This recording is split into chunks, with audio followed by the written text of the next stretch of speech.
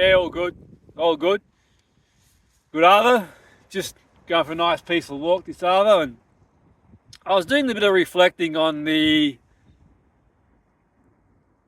some of my experiences working in professional football. I was going for a walk and I was thinking how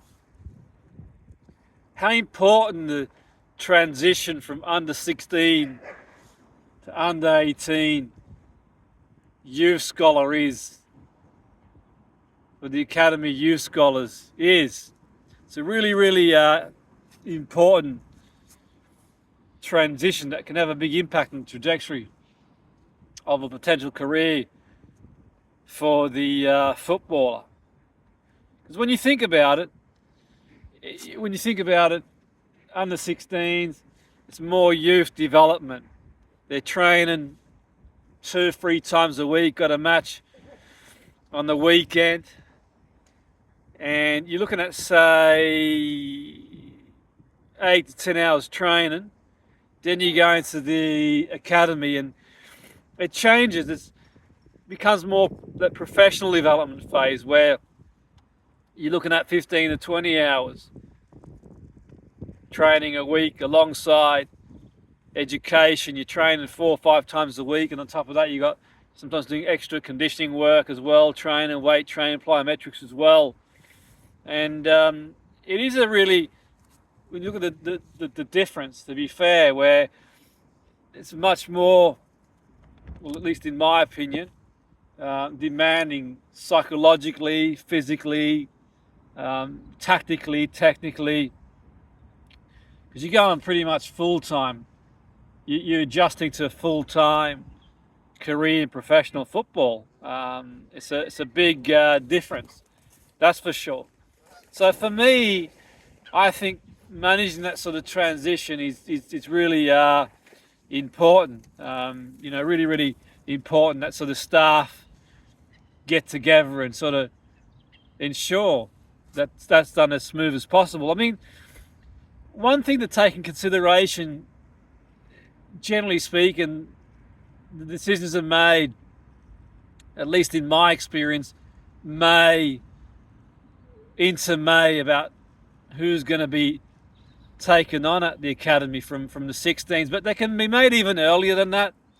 So at least in my experience, and if you're a coach watching who's worked or working that level, it might be a different experience, but sometimes it can be earlier than May. And I suppose once the player knows they've secured a youth scholarship, I suppose at that point, I think it's important to sort of get, everyone's head together and think, okay, what can we do in the build-up to make that transition as smooth as possible? I suppose the argument is obviously at that point, for the most part, the players are in year 11, say in the UK in year 11, and obviously sort of like, if they're told before, mate, they got a youth scholarship, from a legal perspective, they've got to carry on, sort of go on to school in that year 11. So I don't know, and I stand corrected on the legalities of sort of what age they can leave school, but I'm pretty sure it works out to around about that end of June, providing they're sort of 16. But the relevance of that, obviously, if this isn't made in May, let's say they make a decision in May, they give the player a scholarship, so they can't just sort of leave school, so to speak, if this is made early and try and adjust. They've got year 11, because after year 11 in the UK, generally the learners will go on to sort of to do A level or B Tech, so they've got to be in education. My understanding is till 18, around that. And obviously going into football, they've got the B Tech, so after year 11, if they go into the academy, for example, the youth scholarship, they do the B Tech. So they're doing education until 18, which is another story for another day. And that's sort of a point of consideration, but to think about, because you're probably thinking, okay, well, you've got the scholarship. They might tell someone, or might have a good idea, January, February, we're going to give this person a scholarship, but it's not a case of the player just saying, well, actually, I'm going to sort of focus now on that. But another sort of point of consideration, the season generally runs from an academy perspective. You kind of got the season, that sort of the way it runs. You got the games start in September till about May, but you can bring the players might come in July to do pre-season and friendlies. Might have a break towards the end of May and June, like off season, so to speak. So when you get to youths, from our perspective, from a youth perspective, when I was working professional game, I used to run like to some degree parallel to the first team, in the sense that the players would come in July to start the pre-season, and the games might not start till late August, September, so to speak. So, but you could arrange friendlies, I guess, at that point. And I suppose the relevance of that, and what I'm suggesting there, is obviously sort of that cycle of development where the player, okay, let's say they're told, for argument's sake, in May, they're going to get taken on as a youth scholar under 18.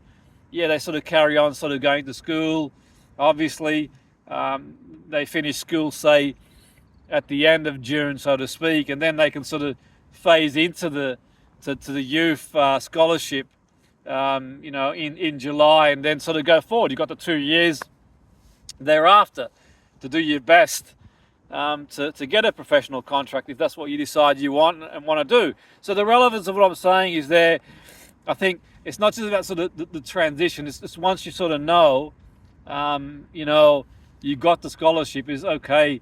Do you sit down then and sort of, how you balance your school at that point, training, and start to sort of talk about trying to make that transition smooth as possible. Because if you're sort of just going in basically cold, for me, you got the scholarship, for example, for sure you got this, you're going to be a youth scholar under 18, you're in the academy, you're told in May, I suppose, do you then say to yourself, well, I'm just going to sort of concentrate on my school for now, and then obviously at the end of it, join the academy and go from there? Or perhaps, in that time frame, do you get like a mentor, a coach mentor, to speak to sports psych, speak to conditioning coach, speak to sort of relevant professionals, and sort of, start to think, okay,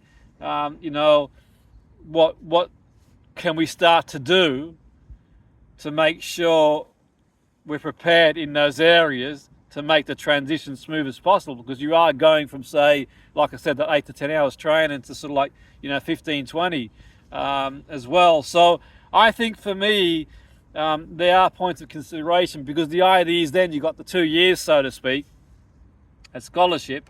And actually, when I first began working in professional football, it was sort of 3 year. You had the 3 year as well, so then it became 2.